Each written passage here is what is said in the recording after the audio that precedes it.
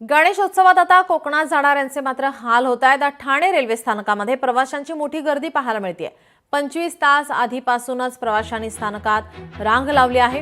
प्रशासनाकडून पुरेशा सुविधा नसल्याची प्रवाशांकडून आता तक्रार केली जाते। याबाबत रेल्वे प्रवाशांसोबत संवाद साधलेला आहे आमचे प्रतिनिधी मनीष गांगुर्डे यांनी।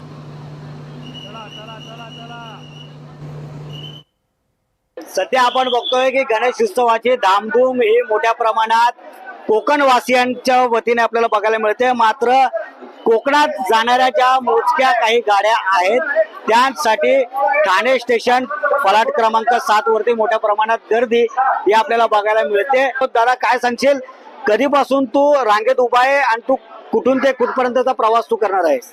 मी आता प्रवास करणार आहे ठाणे टू कणकवली, पण मी काल संध्याकाळी इथं 11 वाजल्यापासून आलेलो आहे। 11 वाजल्यापासून ते सकाळी 5 वाजेपर्यंत मी होतो। नंतर माझा भाऊ आला, तो पण हँडिकॅप, कारण यांनी सांगितलेलं आहे की सर्वजण इथं उपस्थितीत पाहिजे तर तुमचा नंबर लागेल। 3-4 ठिकाणी ट्राय केला, एजंट असून पण केला, तरी पण आम्हाला तिकीट काही भेटली नाही। जवळपास एजंटसाठी फक्त माझे 500 रुपये असे वाया गेलेले आहेत।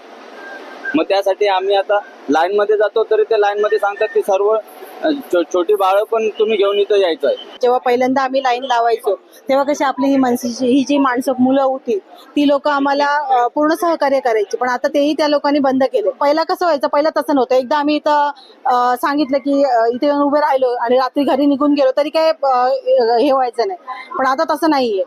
जनरल डबे जर असते तर आम्हाला अगदी सुखसोयीने प्रवास करता येईल, की जेणेकरून आमचा प्रवास अगदी सुखकर होईल। मनीष गांगुर्डे, लोकशाही मराठी, ठाणे।